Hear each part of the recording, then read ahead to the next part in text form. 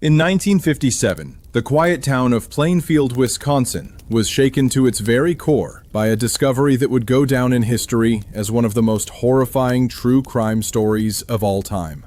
At the center of this dark tale was Ed Gein, a seemingly ordinary man who lived a solitary life on a small, run-down farm with his domineering mother, Augusta.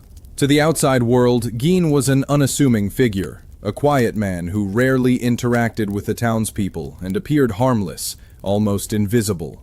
But behind the doors of his home, a nightmare of unimaginable horror was quietly taking shape.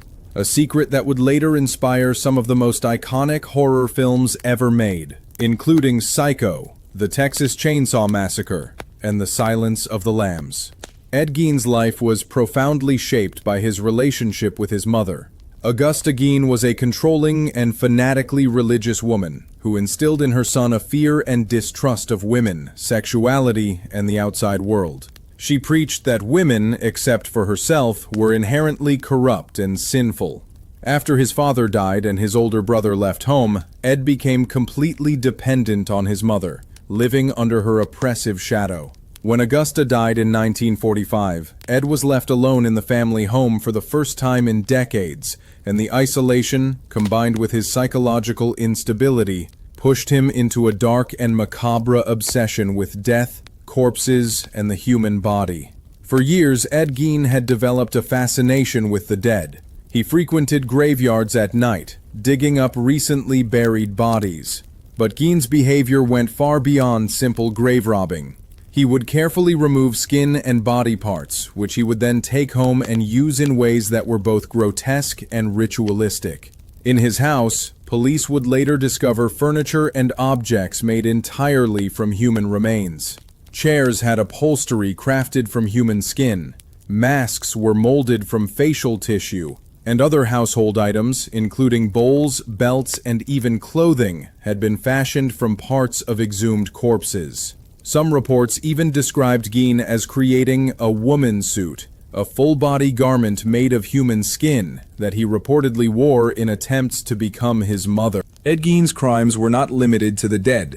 In 1957, the disappearance of a local hardware store owner, Bernice Warden, led police to investigate Gein.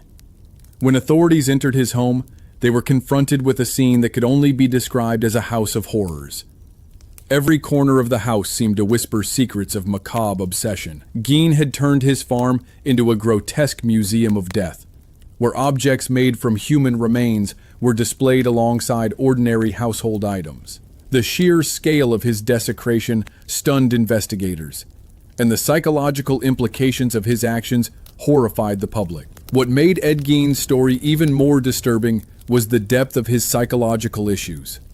Experts later determined that he suffered from severe mental illness, including psychosis and necrophilic tendencies. His attachment to his mother had warped his perception of reality, merging grief, obsession, and delusion into acts of violence and desecration.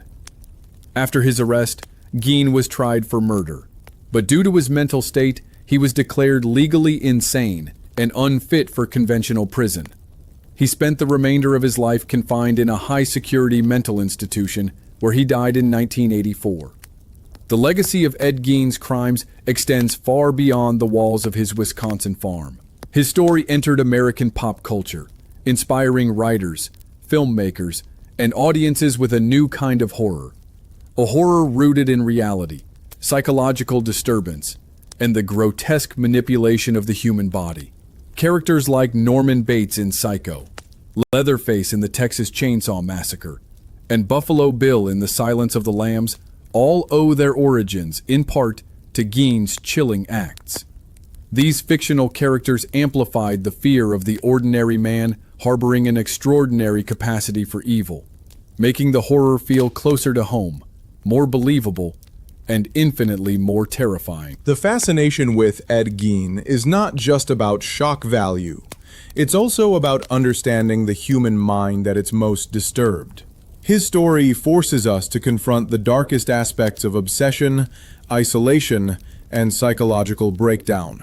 It highlights how extreme loneliness, unaddressed mental illness, and unhealthy familial attachments can create a perfect storm for horrifying behavior.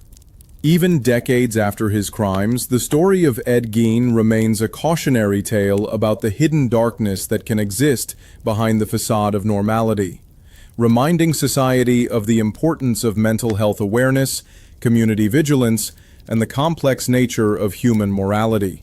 Despite the passage of time, the Ed Gein case continues to captivate true crime enthusiasts and horror fans alike. His home, though long gone, has become the stuff of legend, and stories of his acts are retold in documentaries, books, and podcasts. Scholars, psychologists, and writers dissect his life to try to understand what drives a person to commit such unspeakable acts, while filmmakers use his story as a template to explore fear, suspense, and the limits of human depravity. The name Ed Gein has become synonymous with real-life horror, a grim reminder that sometimes the most terrifying monsters are not born of fiction, but of human reality. Ultimately, the story of Ed Gein is more than just a tale of murder and mutilation. It is a haunting exploration of the human psyche, the consequences of isolation, and the destructive potential of obsession. It is a story that shocks, horrifies, and fascinates, forcing us to confront uncomfortable truths about the fragility of the mind and the darkness that can lurk in the most unexpected places. In remembering Ed Gein, we are reminded that horror does not always come from imagined monsters. Sometimes it walks quietly among us, hidden in plain sight, until the world is forced to confront it.